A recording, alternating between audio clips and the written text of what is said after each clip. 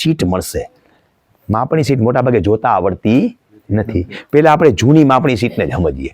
જ્યાં રીસર્વે થયા હતા ને ત્યાં જાજા લોચાવાળી માપણી નીકળશે. હમણાં એક સાહેબે દીધી, એ મગજના નસું ખેંચાવે ને એવી માપણી સીટ છે, અમને દીધી એ. એમાં 3 પ્રકારના માપ નીકળશે. અહીં આવતા રહ્યો. હા. તો પહેલાં તો આપણે જૂનાવાળી વાત કરીએ, નવાની વાત કરવી નથી, નકર ખીચડી રંધાઈ જાય. એમાં અલગ અલગ કલરથી આવશે. તમે જ્યારે સીટ માગવા જાઓ ને ત્યારે કલર સીટે માગી શકો છો. જનરલ બ્લેક એન્ડ વ્હાઇટ પકડાવી દેશે.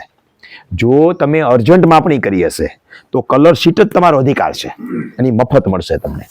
જો તમે સામાન્ય માપણી કરી હશે તો બ્લેક એન્ડ વ્હાઇટ પકડાવી દે. કલર માપણી સીટ તમે પૈસા ભરવાથી મળશે, જે 40-50 રૂપિયા કે 80 રૂપિયાની અંદર, 100 રૂપિયાની અંદર હશે એના ચાર્જ પ્રમાણે. એ તમને ઓફિશિયલી ચાર્જ લઈ સિક્કો મારીને આપશે. એક કલર માપણી સીટ તો લઈ જ લેવી. અર્જન્ટ કરી હોય તો ભલે ને સાદી કરી હોય તો ભલે. હવે અર્જન્ટ અને સાદી કહેતા ભૂલાઈ ગઈ.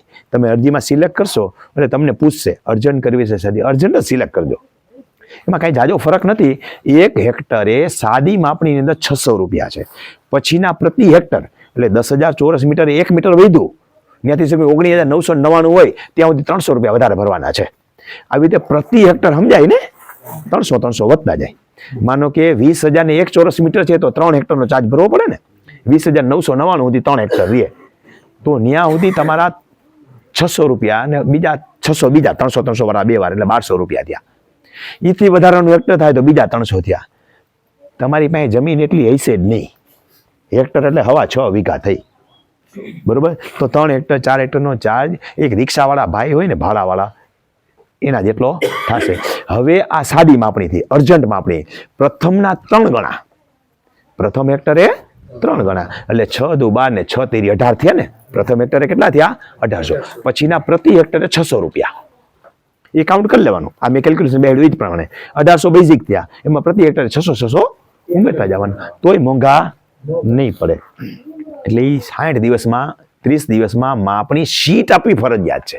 માપણી કરવી નહીં, માપણી સીટ આપી. કેદીથી તમારો સમય શરૂ થાય, અમિતાભ બચ્ચન કહે છે એમ, પૈસા ભરાણા અને તમે નકલ દીધી, આપકા સમય શરૂ હોતા હે અબ. અરજી કર્યા તારીખથી નહીં, પૈસા ભર્યા તારીખથી. ત્યાંથી પરમિશનમાં પડ્યું હોય અને ન મળ્યું હોય તો એ દિવસો ગણાય નહીં. પછી સર્વે તમને માપી ગયો, એ કેટલા દિવસ માપવા આવ્યો એ જરૂરી નથી. તમારો 30મો દિવસ થાય એટલે તમારો માપણી શીટ માગવાનો અધિકાર છે. નો દે એટલે કાંઈ નહીં કરવાનું, સીધું અરજી લખીને ડીએલઆરના રૂમમાં ગરી જવાનું. ગરી જવાનું, સીધા નહીં ગરી જવાનું, એને દેવાનું સાહેબને, ત્યાં બેહવાનું, લેખિતમાં દેવાનું, સાહેબ મારે અર્જન્ટ માપણી કરેલી છે, મારા 30 દિવસ પૂરા થઈ ગયા, આજની તારીખે મને માપણી શીટ આપવા અરજ. દેવી જ પડે. નો દે તો બીજી અરજી લખીને આપવાનું, 30 દિવસ મારી મુદત પૂરી થઈ ગઈ છે, મને માપણી શીટ આજ તારીખ સુધી મળેલી નથી. એટલે મોબાઈલ નંબર નાખવાના, એટલે ફોન કરીને કાલ બોલાવશે તમને કે તારી માપણી શીટ તૈયાર છે, તું લઈ જા. નો થાય તો હજી આગળ થાય વ્યવસ્થા, દઈ જ દેશે.